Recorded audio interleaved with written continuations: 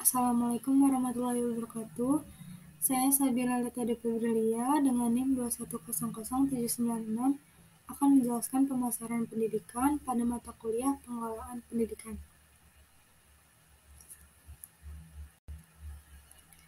Pemasaran pendidikan adalah sebuah proses sosial dan material untuk mendapatkan apa yang dibutuhkan dan diinginkan melalui penciptaan, penawaran, pertukaran produk yang bernilai dengan pihak lain dalam bidang pendidikan. Tujuan pemasaran pendidikan. 1. Memenuhi misi sekolah dengan tingkat keberhasilan yang besar. 2. Meningkatkan kepuasan pelanggan jasa pendidikan.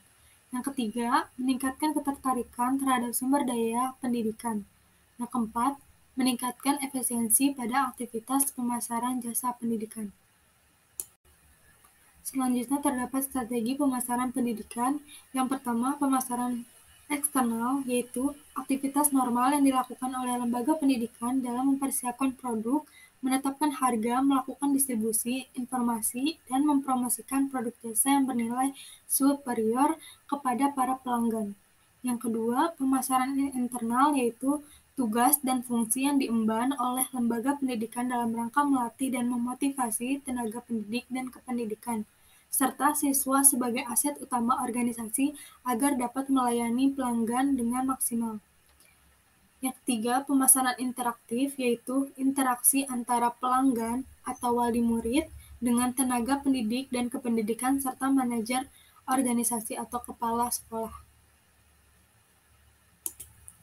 Maka dari itu, strategi pemasaran pendidikan ini adalah sebuah cara, upaya, dan langkah-langkah praktis yang dilakukan oleh pemimpin sekolah atau madrasah dalam memasarkan jasa pendidikan melalui pemberian informasi kepada masyarakat dan penawaran layanan jasa pendidikan, serta meyakinkan pengguna jasa pendidikan agar tetap menggunakan layanan jasa pendidikan.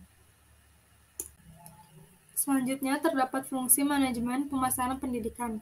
Yang pertama, planning perencanaan, yaitu pemilihan fakta dan penghubungan antara fakta-fakta serta pembuatan dan penggunaan perkiraan-perkiraan atau asumsi-asumsi untuk masa yang akan datang dengan jalan menggambarkan dan merumuskan kegiatan-kegiatan yang diperlukan untuk mencapai hasil yang diinginkan.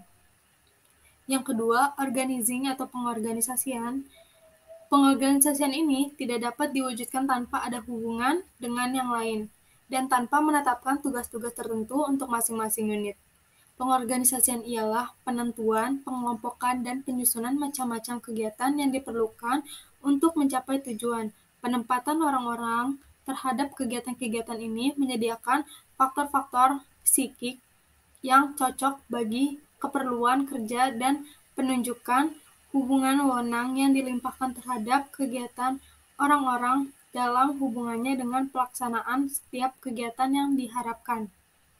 Yang ketiga, actuating atau pelaksanaan adalah membangkitkan dan mendorong semua anggota kelompok agar supaya berkehendak dan berusaha dengan keras untuk mencapai tujuan dengan ikhlas serta serasi dengan perencanaan dan usaha-usaha pengorganisasian dari pihak pimpinan.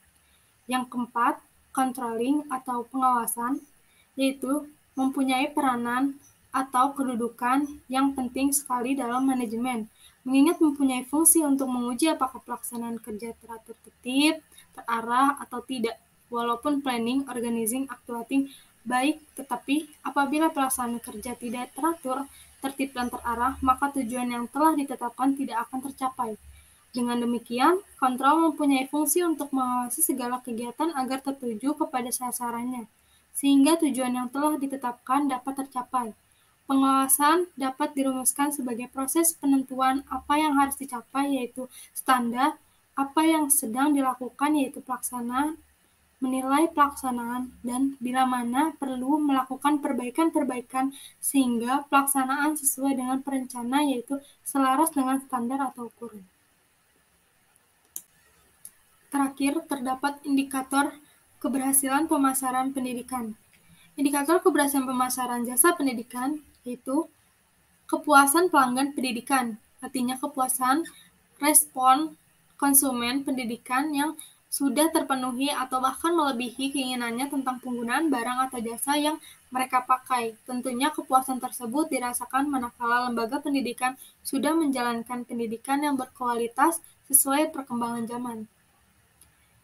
Yang kedua, terdapat loyalitas pelanggan pendidikan. Loyalitas pelanggan pendidikan dapat diukur dengan frekuensi atau proporsi penggunaan kembali sebuah jasa.